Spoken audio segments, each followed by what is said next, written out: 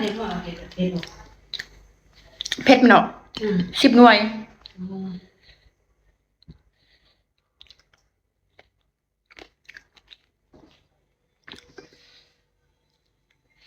10 หน่วย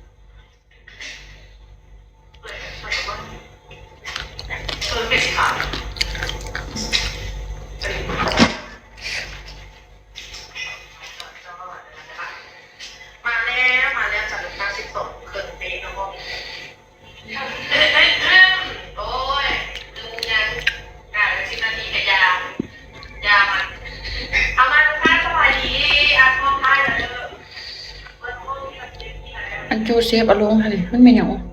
บริการบางซ้ำตะกี้เรื่องจะโดนแล้วความหมายหัวคนนั้นนะ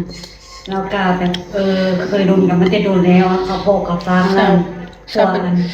จะได้ยอมแล้วสาวนี้เป็นยอมป่วยวางเสาแล้วนะแล้วผัวแล้วเขาบ่ยอมแล้วมาหาเรา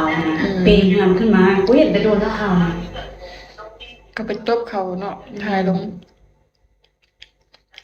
ผัวละลั่นผู้สาวให้เอาลงแล้วผัวละลั่นเห็นวิดีโอคิดว่าบ่ได้เป็นย้อนพวกนี้เป็นน้ำข้อยเพื่อมาหาเขานะผัวเราหันเราเขาไปดูเงินพวกเขาเอง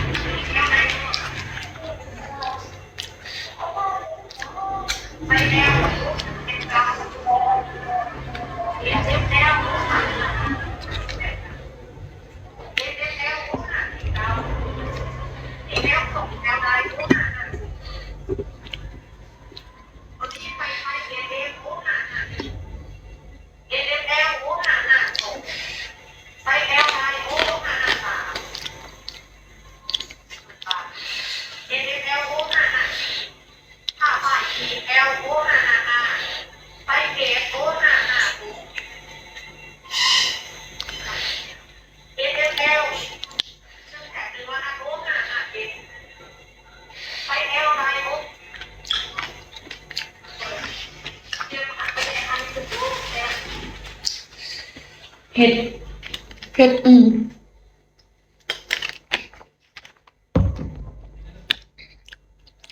แซ่บมาเด้อ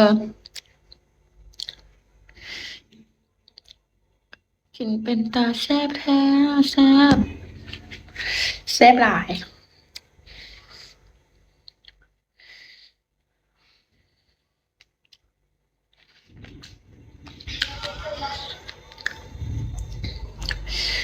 กินแล้วไม่อยากเศร้ามันไม่มาเผ็ดแห้งเด้อเผ็ดแล้วก็ไม่อยากหยุดแล้วมันเผ็ด